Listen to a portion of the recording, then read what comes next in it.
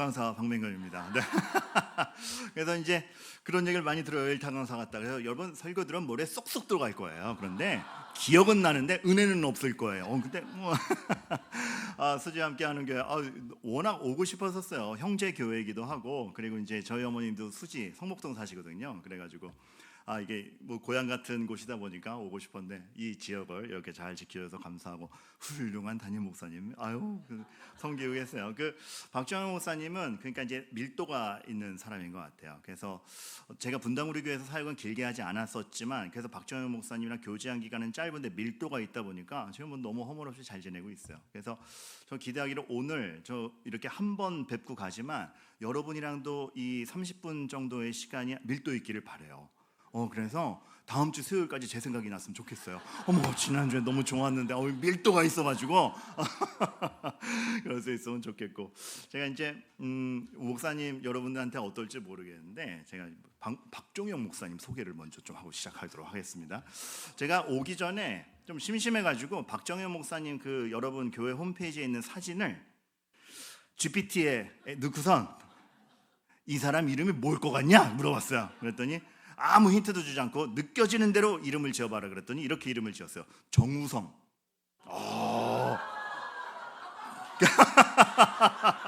그래서 그랬더니 내가 그래서 너무 의외여서 물었어요. 왜 그랬냐 그랬더니 일단 정이 있게 생겨서 정씨로 정했고, 우성의 뜻이 그거래요. 도우루자를 썼더라고요. 그래서 도우며 이루어가는 사람일 것 같아서 그렇게 지었습니다. 박수 한번 주시죠. 네. 박정현 목사님 진짜 그래요. 그래도 재밌잖아요. 그래서 뭐 물었어. 어느 나라 사람 같냐? 그랬더니 되게 의외의 대답이 나왔어요. 북미권 한인 리더. 그러니까 이제 이게 우리나라 사람 다움도 있는데 뭔가 세련됨도 있는 거죠. 네. 북미권 한인 리더. 네, 우리 북미권 한인 리더 정우성 목사님 앞으로 사역 잘하시기를 바랍니다. 그래요. 그래서 이 묻어나는 바가 참 즐겁고 깊이가 있으면서도 하나님을 바라보게 하는 줄 압니다. 자, 오늘 이제 지금부터 설교 시간이 한 35분 정도 흘러갈 텐데, 이 35분이 예배 시간이라는 건 그렇습니다. 순간이지만 영원이랑 마주치는 시간이에요. 그래서 여러분들이 찰나의 순간이라도 참 하나님 앞에 감사란 기도란 이런 것이구나 아셨으면 좋겠습니다. 네, 그래 지금 이제 한 3분 지났거든요. 3분 동안 어떠셨어요? 머리 쏙쏙 들어오네. 근데 은혜는 없네. 이것도 다가오시죠. 자, 여러분, 근데 오늘 전체적으로 제가 한 4가지 정도를 살펴볼 거예요. 4가지 정도를 살펴볼 건데, 대전제가 있습니다. 대전제가 오늘 시편이고, 이 30편이 감사시예요. 근데 감사를 하고 기도를 한다는 것에 있어서 여러분들이 이 대전제를 아셨으면 좋겠어요. 자막으로 준비했는데, 신앙이 규칙이 안 되도록 애쓰셔야 됩니다. 자막이 나오고 있나요? 안 나오고 있네요. 이거 혹시 신앙이 규칙이 안 되도록 애쓰셔야 됩니다. 한 번만 더 하고 안 나오면 그냥 갈게요. 신앙이 규칙이 안 되도록 애쓰셔야 됩니다. 여러분, 왜 그러냐면 우리가 어느새 신앙이 좀 규칙이 된 것 같아요. 신앙이 좀 규칙이 된 것 같아서, 그러니까 예를 들면 이런 거죠. 신앙이 규칙이다라는 건 어떤 거냐면 열심히 기도한다. 좋아요. 근데 너무 기도하는 게 좋아서 열심히 나야지, 기도하는 게 규칙을 지키라고 열심을 내면 지치는 겁니다. 그렇죠?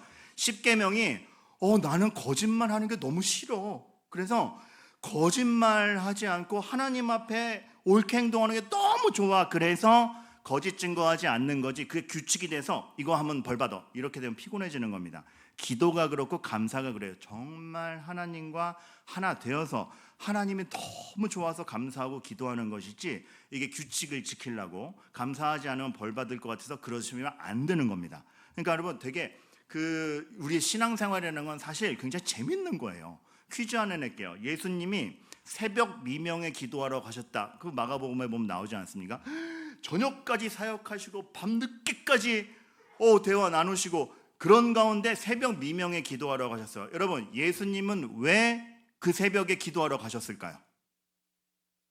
지금 여러분들의 표정이 그걸 네가 얘기해야지. 네가 그러려고 온 거 아니야. 그 제가 얘기할게요. 그러고 보니 제가 설교자인데 여러분에게 말을 시켰네요. 누구는 얘기해요. 본을 보이시려고. 여러분, 근데 사람이 본을 보이려고 억지로 하면 그게 더 힘듭니다. 예수님은 물론 본이 된 게 있지만 기도가 너무 좋아서 성부 하나님과 얘기하는 게 너무 좋아서 새벽 미명에 자는 것보다 좋아서 간 겁니다.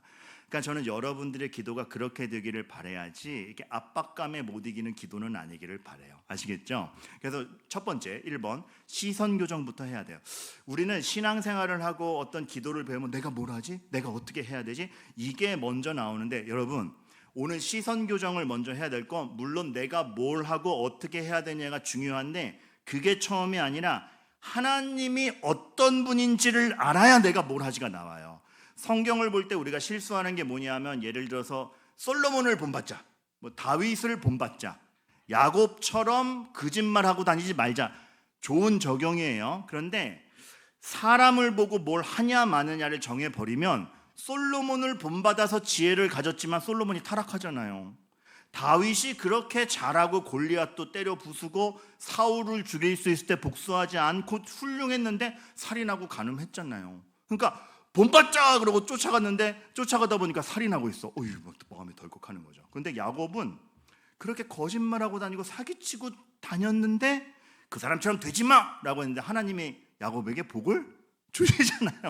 그러니까 이게 애매한 거예요. 여러분 성경은 물론 사람을 통해서 하나님이 보여주시는 바가 있는데 그 사람을 닮자 닮지 말자 보다 먼저 생각해야 된 거는 이 사람을 데리고 하나님이 뭘 하시냐예요. 그러니까 그 지혜를 갖고도 타락하는 솔로몬을 데리고서도 일하시는 하나님. 정말 다윗의 경력이 다윗의 죄를 막지 못했어요. 그리고 그 은혜를 모르고 간음하고 살인한 다윗을 기어코 회복하시는 하나님. 엉망진창 사기치며 가는 야곱을 통해서도 약속을 이루시는 하나님이 계시구나. 그 하나님을 알 때 나도 기도할 수 있겠다. 나도 망하지 않을 수 있겠다. 염치 없지만 하나님 앞에 나아갈 수 있겠다. 자격이 되어서 기도하는 게 아니라 이미 자격을 주신 하나님께 아들로서 가는 것. 감사하지 않습니까? 그거예요. 그래서 여러분 믿음, 제가 이렇게 정리했어요. 믿음, 하나님이 뭘 하고 계신지를 보는 것. 아시겠죠? 우리는 보통 믿음을 좀 오해해요. 틀린 말은 아니지만 내 믿음이 세냐 아니냐 따지잖아요.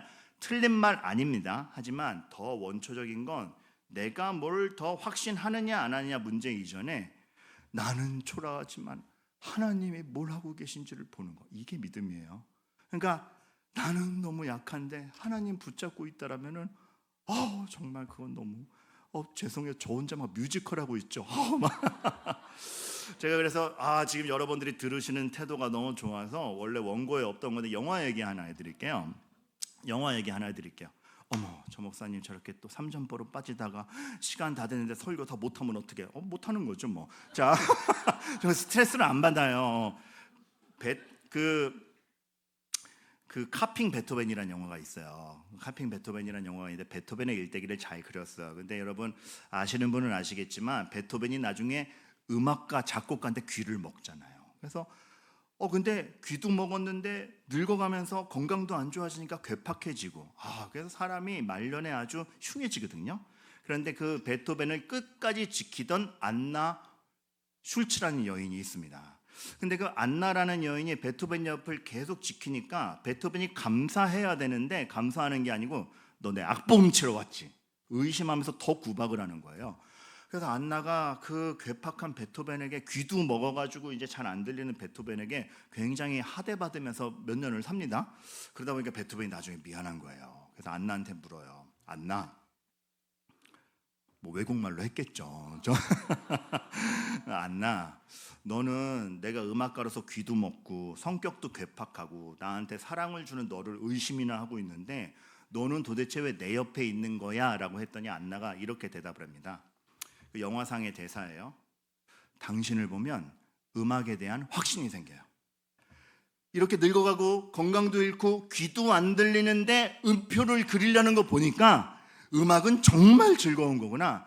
정말 괴팍해지고 당신은 보잘것없지만 당신을 보면 음악에 대한 확신이 생겨. 똑같은 겁니다. 우리는 초라한데 초라한 내가 오늘을 살기 위해서 다른 것이 아니라 하나님 붙잡고 있을 때 사람들은 우리 보고 얘기하는 겁니다. 목사님 보면 하나님에 대한 확신이 생겨요. 엄마 보면 하나님에 대한 확신이 생겨. 아빠 보면 하나님에 대한 확신이 생겨.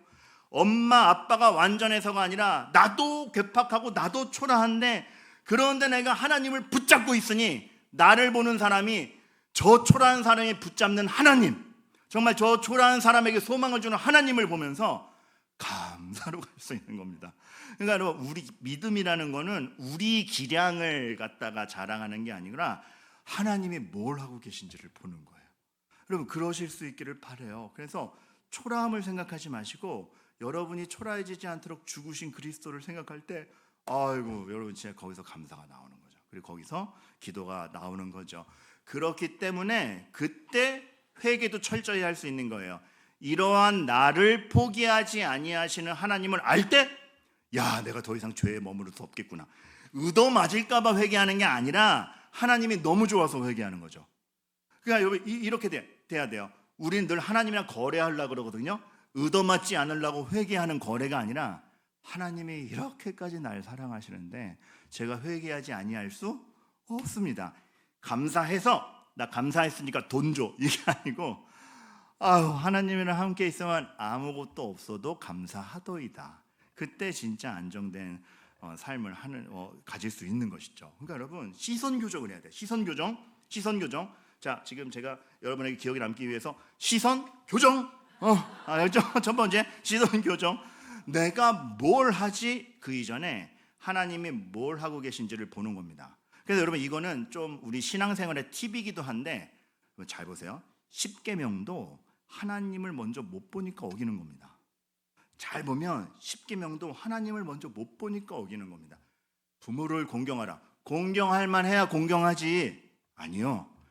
하나님이 이 공경할 만하지 못한 우리 부모를 이 인생까지 인도하신 거 보니까 나의 부모의 인생에 하나님의 손길이 묻어있고, 그 부모가 잘났든 못났든 내 이전 시대를 책임졌기 때문에 내가 있는 것 아닌가. 공경하는 거예요. 살인하지 말라.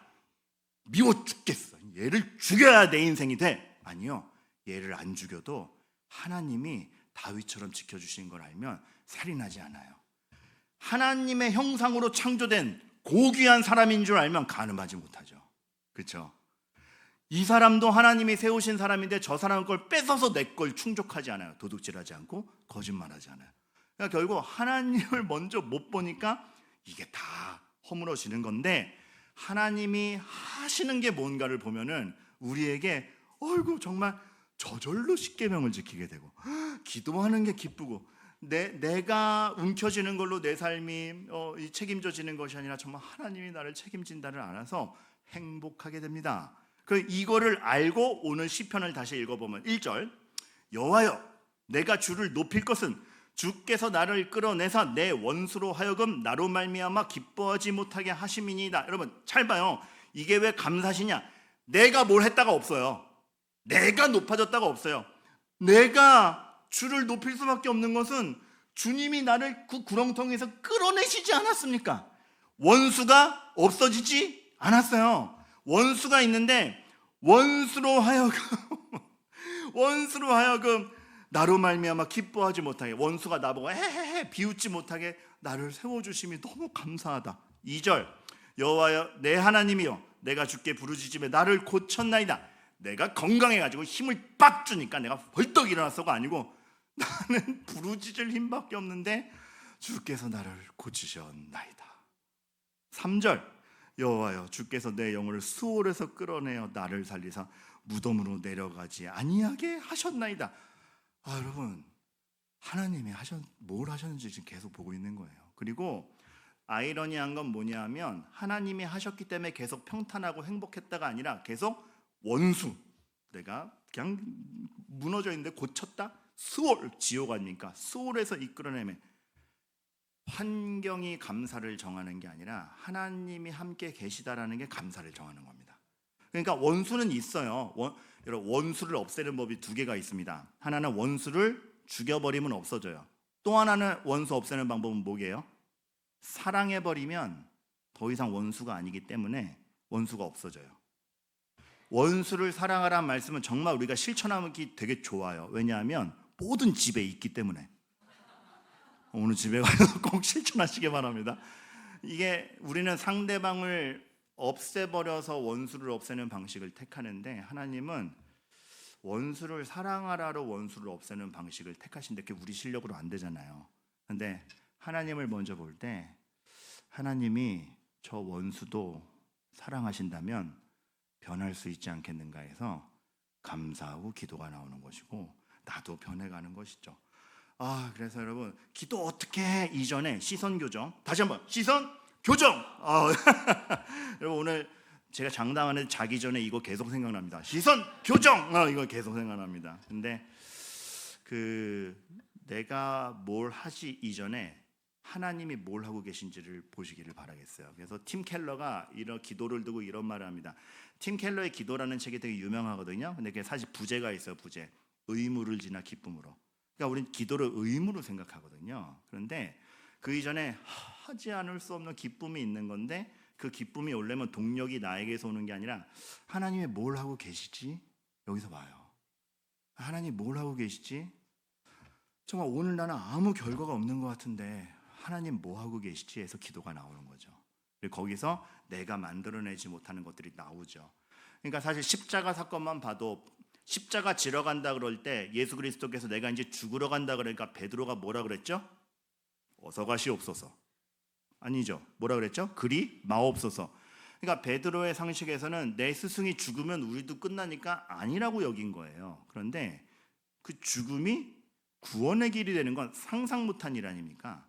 그러니까 우리가 기도한다는 거는 내가 내린 결론, 그리 마옵소서, 이거 아니면 끝나가 아니라 하나님이 끝이 아니라 여기서 뭘 해가시는가를 보는 거, 그겁니다. 그리고 내가 원하는 대로 결과가 오지 아니하더라도 합력하여 선을 이루시는 아버지 하나님께서 뭘 하는가를 알 때에 기대와 감사 가운데 기도를 할 수 있죠. 루터가 이런 말을 했어요. 종교개혁자 루터 아시나요? 이럴 때는 그냥 안다고 하는 거예요. 자, 종교개혁자 루터 아시나요? 루터가 이런 유명한 말을 했어요. 하나님은 사랑하는 사람을 찾지 않으신다, 창조하신다. 너무 멋있지 않아요? 그러니까 우리는 사랑하는 사람을 찾잖아요. 이거 사랑할 만한가? 너 그 정도 되면 내가 사랑해 줄게. 근데 하나님은 사랑하는 사람을 찾지 않으세요. 창조하세요. 죄인을 의인으로 만들어서 사랑해버려요. 그것이 하나님인 걸 알면 내가 뭘 하느냐 이전에 하나님이 뭘 하시느냐를 보는 거죠. 그때 모든 게 달라집니다.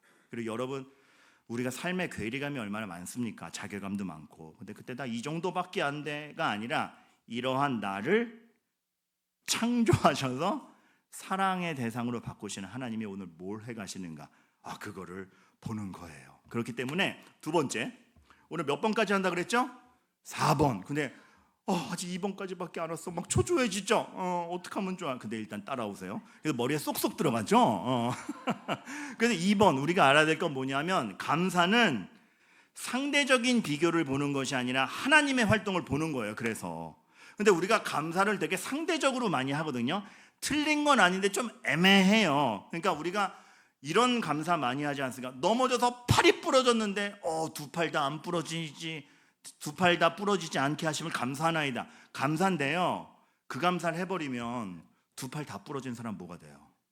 그러니까 자꾸 비교를 하면 누군간 감사를 못하게 되는 거거든요. 그러니까 제가 그 기억이 나요. 제가 옛날에 어린이 부서 사역할 때 전도사 때인데 캠프를 갔는데 캠프 시작날 태풍주의보, 호우주의보가 생긴 거예요. 그래서 간절히 기도했죠. 주여, 2박 3일 우리 캠프 끝날 때까지는 비 오지 않게 하옵소서. 근데 3일 내내 너무 감사한 게 먹구름은 끼는데 비가 안 와서 야외 프로그램 다 했어요.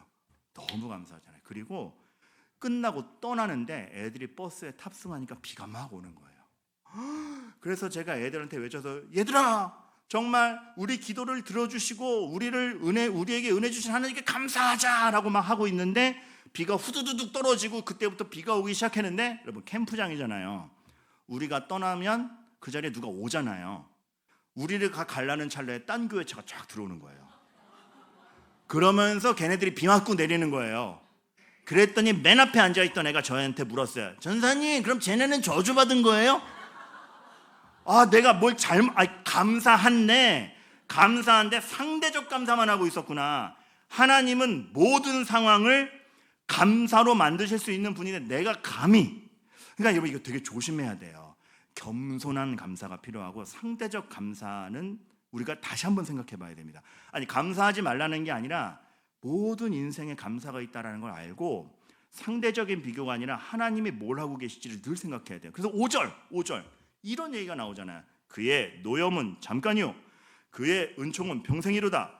저녁에는 울음이 깃들지라도 아침에는 기쁨이 오리이다. 그러니까 여러분, 상대적인 감사가 생기는 건 요게 맞다라고 생각하는 거예요. 요만큼 얻어지면은 내가 더 낫지. 조금인 것보다 많은 게 좋지. 비 안 오는 것보다는 비 오는 것보단 비 안 오는 게 좋지. 근데 하나님은 생각이 달라요. 우리 계산과 통계대로 아니에요. 그의 노염은, 우리는 그날 화를 당하면 오늘 끝장난 것 같잖아요. 잠깐이요. 은총이 평생이기 때문에 우리가 당하는 비극이 은혜를 이길 수 없다라는 걸 알고 오늘 버텨야 돼요. 그러면 상대적인 감사가 아니라 범사에 감사할 수 있어요. 하나님이 괜히 이 일을 당하게 하시지 않고 이 일을 당하는 데서 하나님이 멈추어 계시지 않음을 알기 때문에, 그래서 우리는 저녁에 울면서 끝나면 망했어, 이번 생은 끝이야, 내일 기대할 거 하나도 없어 하지요. 근데 저녁에 울음이 깃들지라도 아침에는 기쁨이 오리이다. 이 말씀이 기가 막힌 게요, 자는 동안에 우리 뭘 합니까? 아무것도 안 해요. 사람이 잠을 잘 땐 무방비 무능력의 상태입니다. 그럼 눈 뜨면 내가 열심히 한 게 없는데 기쁨이 온다? 내 실력이 아니라는 얘기예요. 근데 하나님은 우리가 아무것도 못할 때라도 자신의 일을 하시기 때문에 저녁에는 울음이 깃들지라도 아침에는 기쁨이 오리다, 이게 나오는 거죠. 그러니까 감사는 상대적인 비교를 하는 게 아니라 하나님의 활동을 보는 거예요. 그래서 제가 이게 여러 얘기가 있는데 벌써 시간이 많이 가가지고 제가 창세기 42장 43장 야곱 얘기를 해드리려고 그러는데 이거 너무 재밌는데 좀 패스하고 이것만 읽어드릴게요. 저 방송실 죄송한데 좀 건너뛰어서 데살로니가전서 5장 18절에 그래서 이게 나옵니다. 범사에 감사하라. 여러분, 이게 간단한 것 같아도 대단한 게 좋은 일에 감사하라가 아니고 범사입니다. 그런데 우리가 하루를 겪어보면 하루만 계산해도 별별 일이 다 있는데 별별 기가 막힌 일이 다 있잖아요. 그리고 사람 인생 참 힘든 게, 여러분 그럴 때 있지 않아요? 내가 누구 때문에 기가 막혀. 어떻게 그럴 수가 있어? 근데 더 기가 막힌 건 뭔지 아세요? 그 사람은 나보다 더 기가 막혀 하고 있어, 나 때문에. 그러니까 서로, 여러분 곱게 자라셨구나. 이게 범사가 진짜 감사할 수 없는 일인데, 이 말씀이 위대한 게 뭐냐면 범사에 감사할 수 있도록 내가 모든 것을 합력하여 선을 이루고 있으니 믿고 따라와 줄 수 있겠니가 깔려 있어요. 좋은 일만 생긴다는 뜻이 아니라, 그래서 그 뒤에 이 말씀이 붙는 겁니다. 이것이 그리스도 예수 안에서 너희를 향하신 하나님의 뜻이니라. 그래서 이게 붙는 거죠. 여러분, 감사는 상대적이지 않아요. 하나님이 오늘 여러분에게 주신 그 하루가 감사할 수 있다라는 것을 믿는 믿음, 그거는 내 조건과 환경에서 정해지는 게 아니라 하나님이 뭘 하시느냐를 볼 때. 그렇기 때문에 여러분, 3번, 여러분의 정체성을 하나님에게서 정해야 돼요. 그래서 그러니까 우리의 성도의 정체성은 뭐냐면 내가 세상에 휩쓸리는 존재가 아닌 줄 아는 거예요. 그러니까 우리가 얼마나 세상에 휩쓸립니까? 근데 세상에 휩쓸리는 존재가 아닌 줄을 알아야 돼요. 그게 우리의 정체성의 어떤 거냐 하면, 요나 아시죠? 요나 아시죠? 지금 저기 어린아이도 있어가지고 혹시 모를까봐 이렇게 하는 거예요. 요나라는 선지자가 있어요. 요나라는 선지자가 있는데 하나님이 저 니느웨라는 도시에 가서 하나님 말씀 전하라고 하는데 니느웨로 안 가고 도망가다가 풍랑을 만나서 물고기에게 덥석 잡아먹혔던, 너 위해서 하는 거야 지금. 그래요. 그 요나. 근데 요나가 풍랑을 만날 때 사람들이 이제 누구 때문에 이 일이 벌어졌느냐 하니까 요나 때문인 걸 알았죠. 그래서 사람들이 물어요. 넌 누구냐 그랬더니 요나가 이렇게 대답합니다. 요나 1장 9절에 그가 대답하되 나는 히브리 사람이요 바다와 육지를 지으신 하늘의 하나님 여호와를 경외하는 자로라 하고. 여러분, 이게 그냥 자기소개했네. 위대한 뜻이 있어요. 자기를 뭐라 그러죠? 히브리 사람이요, 여호와를 경외하는 자라 그러죠. 근데 요나가 여호와를 경외하지 않은 것 아니에요. 히브리 사람인 것도 맞아요. 그런데 니느웨 성으로 못 가는 건 니느웨가 이스라엘을 그렇게 괴롭히던 아수르의 수도 아닙니까?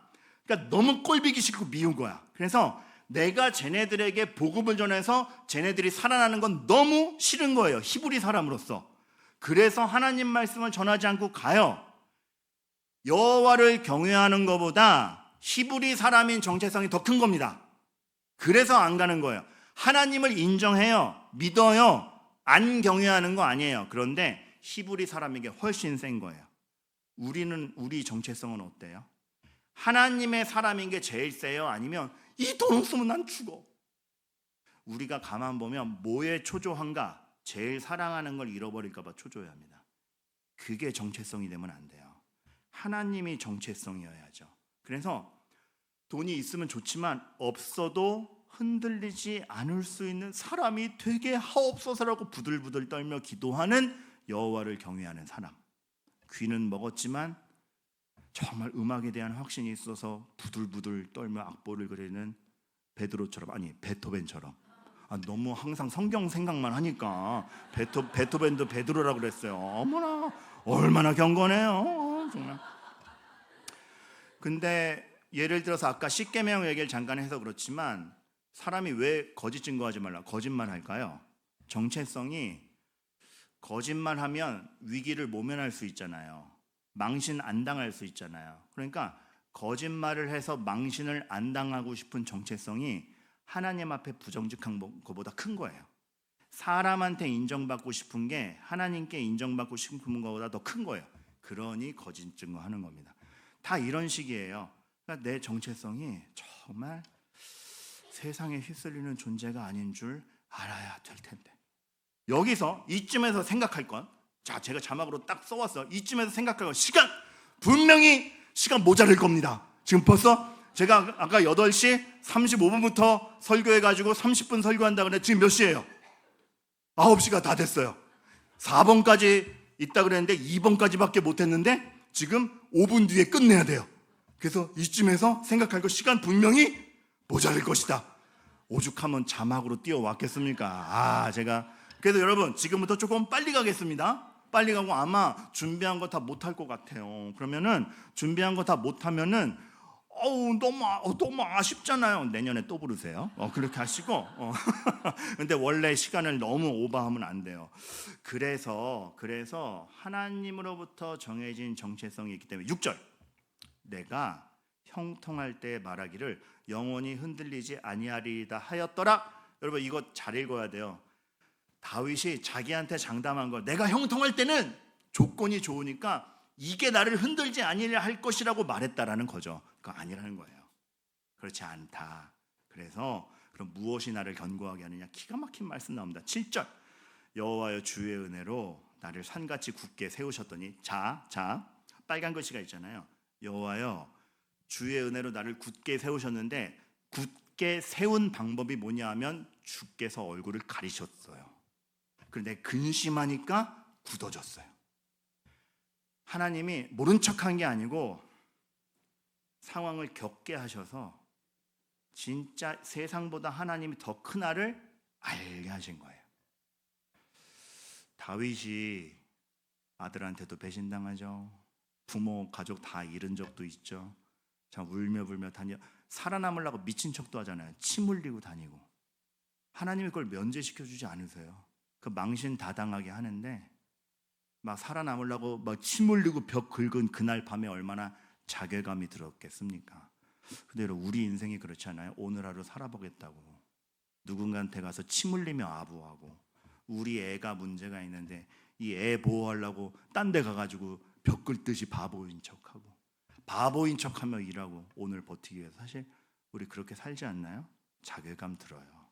자괴감이 드는데 그 와중에 기도하며 아는 거죠. 그런데 세상이 주는 멸시보다 하나님이 붙잡아 주시는 약속이 더 크구나. 그래서 세상에서 망신을 당하는 것보다 하나님의 위로가 더 크구나. 그리고 환난이 인내를, 인내가 연단을. 근데 그 연단이 소망을 만들어내는 줄을 겪어서 하는 겁니다.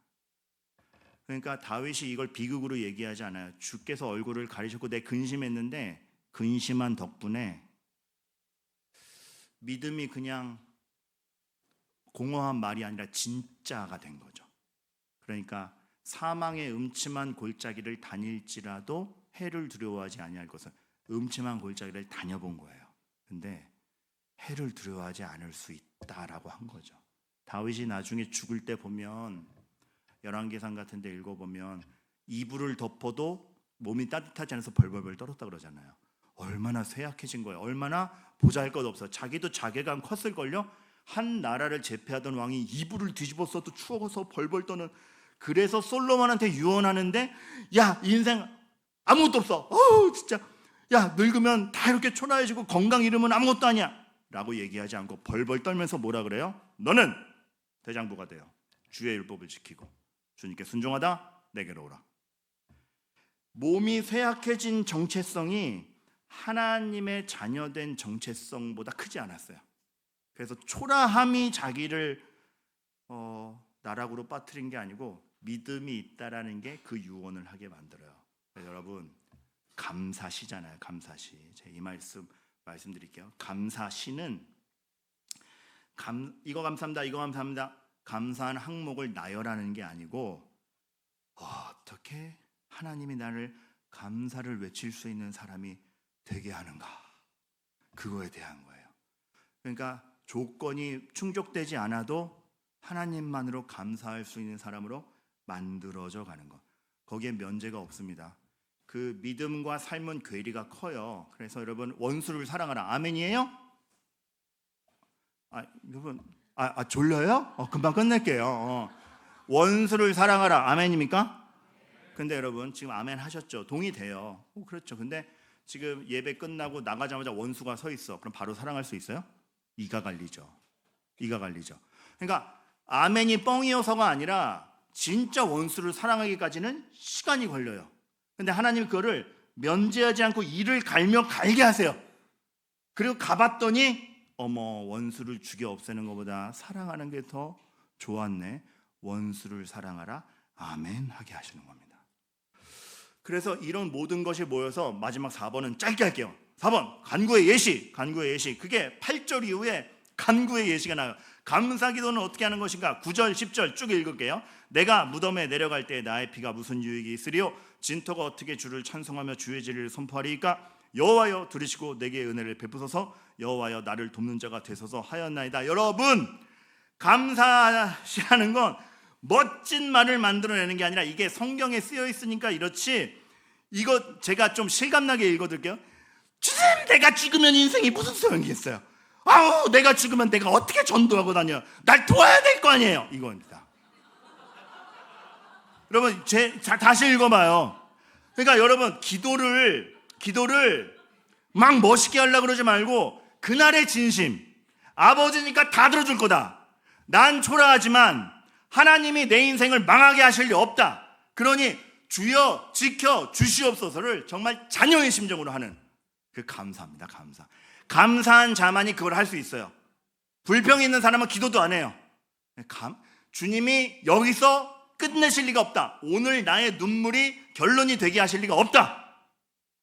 할 수 있는 거죠. 그래서 기도는 세상의 악한 현실을 거스리는 일종의 반항이라는 말이 있어요. 여러분 세상의 조건에 넘어가지 마시고 하나님이 무엇을 하시는지를 보시기 바랍니다. 그래서 11절 12절 빨리 읽을게요. 11절 주께서 나의 슬픔이 변하여 내게 춤이 되게 하시며 나의 베옷을 벗기고 기쁨으로 띠띠우셨나이다. 슬픔을 없던 것으로 하는 게 아니라 슬픔이 비극으로 결실하는 재료로 하지 않고 슬픔이 춤이 되게 하시는, 십자가가 부활이 되게 하시듯. 그러니까 우리는 슬픔을 안 당하고 싶잖아요. 근데 슬픔을 안 당하는 게 목표가 아니라 슬픔도 하나님이 합력하여 선을 이루게 하시니 이 슬픔 중에도 눈물은 나지만 내가 감사하리라. 나의 베옷을 벗기고 기쁨으로 띠띠우셨나이다. 여러분 베옷을 입는 그 비극을 경험하게 하십니다. 근데 이 베옷이 나의 정체성이 아니라 그리스도의 의를 덧입어 하나님의 자녀가 되는 게 나의 정체성이니 여기서 기쁨으로 나아가겠다. 그래서 12절 마지막이 이겁니다. 다 같이 읽을까요? 시작. 이는 잠잠하지 아니하고 내 영광으로 주를 찬송하게 하심이니 여호와 나의 하나님이여 내가 주께 영원히 감사하리이다. 아멘. 아멘이죠. 정말 아멘이죠. 수지 함께하는 교회, 정말 이 하나님의 주시는 정체성, 포기하지 않는 하나님의 사랑, 그리고 여러분들의 인생에서 하나님이 뭘 해가시는지를 하나님이 점점 더 뚜렷하게 보게 하실 겁니다.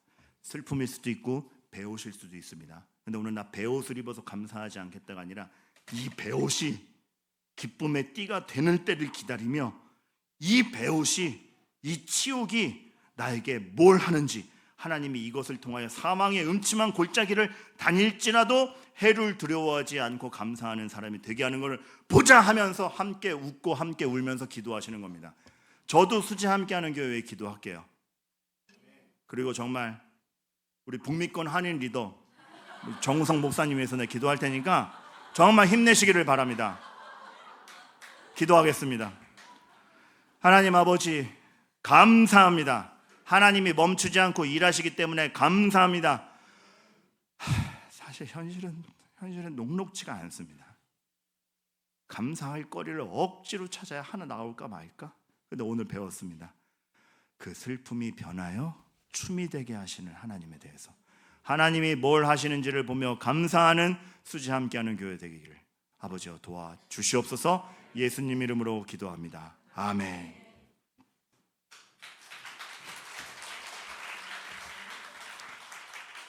네, 귀한 말씀 감사합니다. 오늘 들은 말씀을 또 우리 마음 가운데 품고 정말 주님께서 우리의 시선을 교정해 주시기를, 정말 우리 삶 가운데 일하시는 하나님께 우리의 시선을 고정하기를 소망하는 마음으로 우리 함께 찬양하며 나아가기 원하는데요. 우리 얼마 전에 함께 고백했던 찬양입니다. 주의 손이라는 찬양인데, 이 찬양의 가사가 오늘 이 말씀과 너무 딱 맞는 것 같습니다. 전능하신 우리 하나님, 삶에 가득한 주님의 통치를 고백하면서 그 주님의 손이 우리 삶 가운데 일하고 계심을 우리 함께 찬양하며 나아가도록 하겠습니다. 우리 함께 고백합니다. 전능하신 우리 하나님, 삶에 가득한 주님의 통치, 삶에 가득한 주님의 통치, 그분의 일하심을 우리 보기 원합니다. 보호하시고 지켜주시네, 복 주시고 인도하시네. 계속해서 고백합니다. 살아계신 우리 하나님, 그분의 임재가 우리 삶 가운데 가득한 줄로 믿습니다. 삶에 가득한 주님의 임재, 그분이 우리를 불러주셨습니다. 불러주시고 채워주시네, 들으시고 응답하시네. 주의 손이 붙드시네, 흔들리는 우리의 삶을 주의 손이 고치시네. 상한 우리의 마음 우리 다시 한번 찬양합니다. 전능하신 우리 하나님,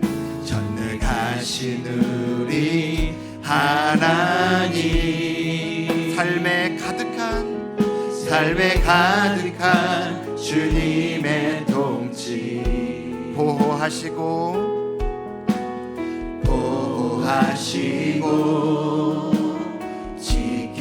지켜주시네, 복 주시고 인도하시네. 여러분 믿으십니까? 살아계신 우리 하나님,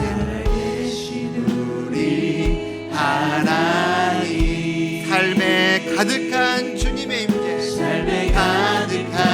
주님의 임재, 그분이 우리를 불러주셨습니다.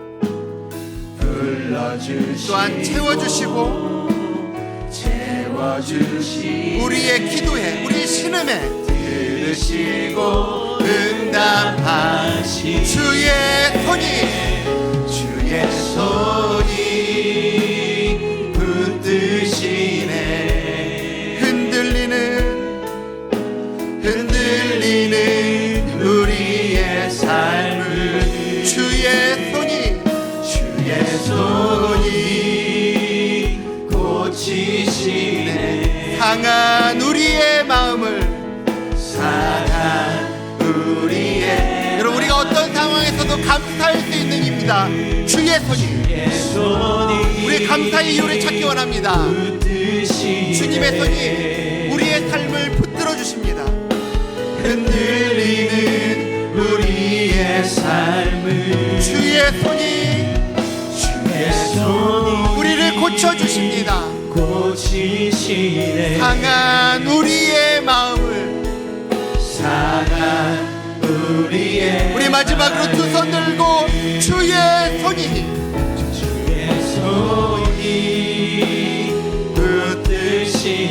붙드시네 우리의 삶을 붙잡아 주시는 주님의 손을 의지합니다.